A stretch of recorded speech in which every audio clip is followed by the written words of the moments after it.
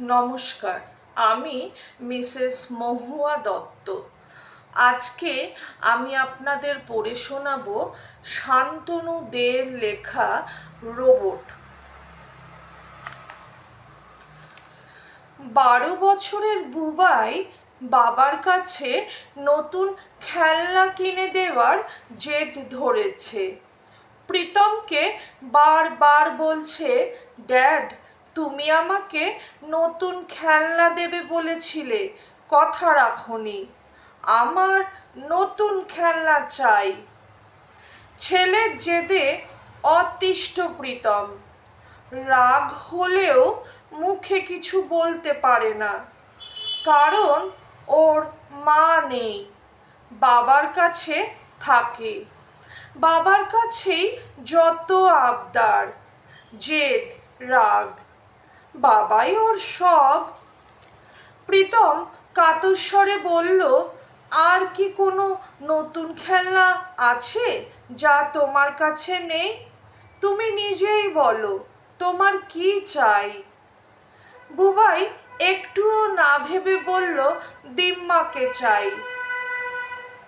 বুবাই একটুও না ভেবে বলল, দিম্মাকে চাই, ওকে আমার কাছে নিয়ে এসো।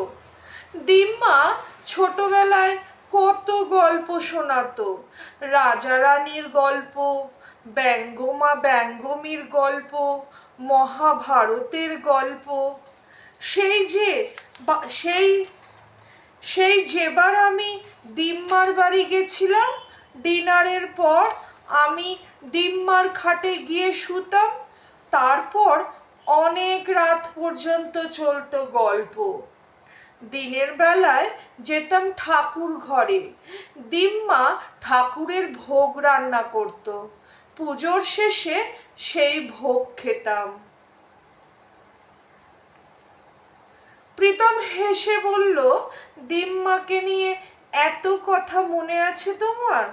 তুমি তো তখন খুব ছোট। বুবাই বলল, সব মনে আছে।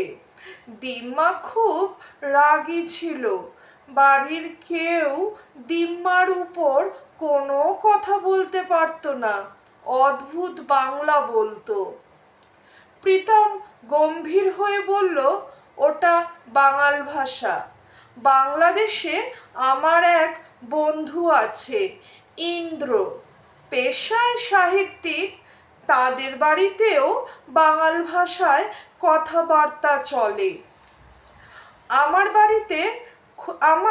বাড়িতে খুব একা লাগে, ড্যাড। তুমি তো তোমার কাজ নিয়েই থাকো। আমার দিম্মাকে চাই, তুমি এনে দাও। এনে দাও বললেই তো হয় না, আমার কত কাজ বলো তো। তোমার ড্যাড কত বড় বিজ্ঞানী তা তুমি জানো না? আমি ওসব জানি না, দিম্মাকে এখনই এনে দাও। প্রীতম পড়ল ফাপড়ে, এত কাজ, এর মধ্যে বুবাইয়ের দিম্মাকে আনতে হবে? নিউ ইয়র্কের ম্যানহাটন শহরে থাকে প্রীতম, হাডসন নদীর পাড়ে। নিউ ইয়র্কের বিজ্ঞানী সে। এখানে নানা ধরনের রোবট বানানো হয়, সেগুলো পাঠানো হয় বিশ্বের নানা জায়গায়। প্রীতম রোবট নিয়ে গবেষণা করে। এই রোবটগুলো দেখতে হয় অবিকল মানুষের মতো, তবে কাজ হয় গোপনে। গোপনীয়তা রক্ষা করতে হয় দেশের স্বার্থের কথা ভেবেই। পৃথিবীতে হাতে গোনা কিছু কোম্পানি আছে যারা হিউম্যানয়েড রোবট বানায়। প্রীতমদের কোম্পানি তাদের মধ্যে অন্যতম। বহু বিজ্ঞানী, বিশেষজ্ঞ, ইঞ্জিনিয়ার, ভাষাতাত্ত্বিক এই কাজের সঙ্গে জড়িত।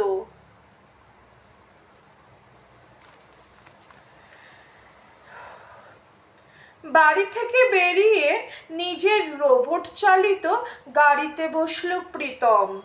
চালক রোবট গাবু তার লেজার আই দিয়ে একবার প্রীতমের সারা শরীর পড়ে বলল, ফোন করতে হবে তোমার বন্ধু ইন্দ্রকে। ফোন করতে হবে তোমার বন্ধু ইন্দ্রকে। রুজভেল্ট দ্বীপে থাকেন, পেশায় সাহিত্যিক। তোমার সঙ্গে পরিচয় হয়েছে 3 বছর আগে। আদিবাড়ি বাংলাদেশ। প্রীতম গম্ভীরভাবে বলল, হ্যাঁ ফোন করো। অতিরিক্ত কথা বলবে না, যতটুকু প্রয়োজন ততটুকু বলবে। 5 সেকেন্ডের মধ্যে স্ক্রিনে ইন্দ্রের ছবি ফুটে উঠল। সেই দিকে তাকিয়ে প্রীতম বলল, হ্যাঁ ইন্দ্র, ব্যস্ত এখন? ইন্দ্র বলল, না না তেমন নয়। কেন বলো তো? ফোনে বলা যাবে না, জরুরি প্রয়োজন। 10 মিনিটে তোমার বাড়ি আসছি, 5 মিনিট সময় নেব। গাড়ি ছুটছে ম্যানহাটন দ্বীপ থেকে রুজভেল্ট দ্বীপের দিকে। নিউ ইয়র্ক শহর মার্কিন যুক্তরাষ্ট্রের উত্তর পূর্ব অঞ্চলে, হাডসন নদী ও ইস্ট নদীর মোহনায়, উত্তর আটলান্টিক মহাসাগরের উপকূলে। ছোট বড় দ্বীপ নিয়ে তৈরি এই নিউ ইয়র্ক শহর। গাড়ি ম্যাপ অনুসরণ করে পৌঁছে গেল। বাড়ির সামনে গেট খুলে অপেক্ষা করছিল ইন্দ্র। গাড়ি থামতেই এগিয়ে এলো। প্রীতম কিছু বলার আগেই রোবট ড্রাইভার বলে উঠল, উনি বোধহয় বেরোবেন। ঘরে তালা, হাতে ব্যাগ। ইন্দ্রর প্রতি, আপনি স্বচ্ছন্দে আমাদের সঙ্গে আসতে পারেন, আপনাকে স্বাগত। গাড়ির দরজা খুলে গেল। ইন্দ্র উঠে বলল, তোমার গাড়িতে রোবট চালক? তাই ভাবি, মনের কথা আর কে জানবে? তা এই গাড়ির চালক ছাড়া আর কোনো রোবট সঙ্গী আছে তোমার? প্রীতম হেসে বলল, বাড়িতে আমার কাজ করে এমন 2জন রোবট আছে, অফিসে আরো 3জন। রোবট গাবু বলল, আরো আছে। প্রীতম তাকে থামিয়ে দিয়ে বলল, হ্যাঁ আরো আছে। রোবট নানা ধরনের হয়, তার মধ্যে অন্যতম হিউম্যানয়েড। সাধারণ মানুষ এই উন্নত আধুনিক রোবটের সঙ্গে মানুষের খুব একটা পার্থক্য করতে পারে না। বহু গবেষণা ও স্টাডি করে এইসব বানানো হয়। তাছাড়া আরো অনেক রোবট আছে।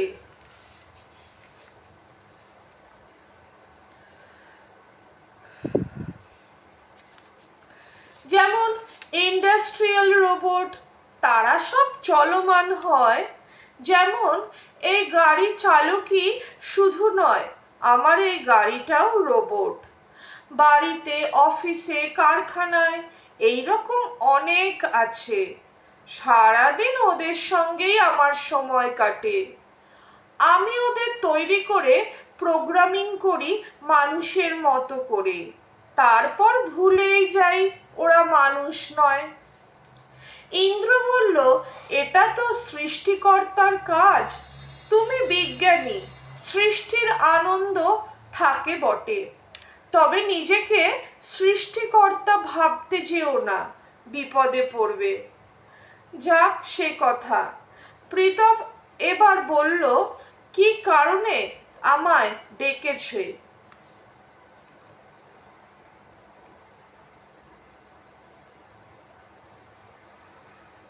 কোনো সমস্যা হয়েছে? প্রীতম বলল, তুমি তো ওপার বাংলার ভাষা জানো, তোমার কাছে কোনো ডিজিটাল বই থাকলে আমাকে যদি দাও খুব উপকার হয়। ইন্দ্র হেসে বলল, বাঙাল ভাষা শিখবে তুমি আমার কাছে? আমি নিজেই কত বছর দেশ ছাড়া, ভুলে যাইনি অবশ্য। ছোটবেলায় শেখা কেউ ভোলে না। এটা উপভাষা তো, তাই অঞ্চল ভেদে পাল্টে যায়। বাঙাল কথা অনেকটা বাংলা সাধু ভাষার মতো, তবে ক্রিয়াপদের পার্থক্য আছে। আমি বই পাঠিয়ে দেব। একটু তাড়াতাড়ি পাঠিয়ে দিও, সম্ভব হলে আজই, বিশেষ দরকার। তোমার রোবট তৈরিতে কাজে লাগবে নাকি? না না, আসলে আমার পুত্রের দিদিমা আসবেন, উনি বাঙাল ভাষায় কথা বলেন, ওর সঙ্গে কথা বলার সুবিধের জন্য একটু শিখে রাখা আর কি। ছেলের আবদার, বুঝতেই পারছো। সে আর কইতে হইব না, পুত্র আবদার কইরাছে, শিখতে হইবই। আমি আজই পাঠাইয়া দিমু, হেসে বলল ইন্দ্র। তার কথায় উত্তর দিল রোবট, আপনারে যে কি বইলা ধন্যবাদ জানামু স্যার, ভাইবা পাইতাছি না। পোলাপান লইয়া ভালো থাকবেন, সময় কইরা একদিন আইবেন আমাগো বাসায়। ইন্দ্র হেসে বলল, অবশ্যই আসুন। তোমাগো এই মানুষ আর রোবট খেলাটা সত্যি রোমাঞ্চকর। একদিন হঠাৎ চইলা যামু তোমাগো বাসায়। ইন্দ্র তার গন্তব্যে এসে নেমে পড়ল। তার কৌতূহল দ্বিগুণ বেড়ে গেল। প্রীতমের কাজের কথা শুনে সে এসেছিল, তার সামান্য পরিচয় পেল এখন। একটা গোপন জায়গায় প্রীতমের অফিস, গোপনীয়তার কারণেই কড়াকড়ি। 5টা পাসওয়ার্ড 5 জায়গায় পুট করে, ফিঙ্গারপ্রিন্ট ম্যাচ করিয়ে, আই কার্ড দেখিয়ে তবে ঢুকতে হয়। শুধু শেষ ধাপে এসে ব্রেন স্ক্যান করাতে হয়। শারীরিক ও মানসিক বিশৃঙ্খলা বা উত্তেজনা থাকলে ভিতরে ঢোকা যাবে না। মেডিকেল টেস্টের পর ফিট সার্টিফিকেট এলে তবেই ছাড়পত্র মিলবে। অফিসে নিজের ঘরে ঢুকতেই প্রীতমের ব্যক্তিগত সহায়ক রোবট ডোনা বলল, মেডিকেল টেস্টে আটকে পড়েছিলে, অ্যাংজাইটি ছিল, 8 ঘন্টা বসিয়ে পিল খাইয়ে নর্মাল করে তারপর তোমায় ছাড়লো।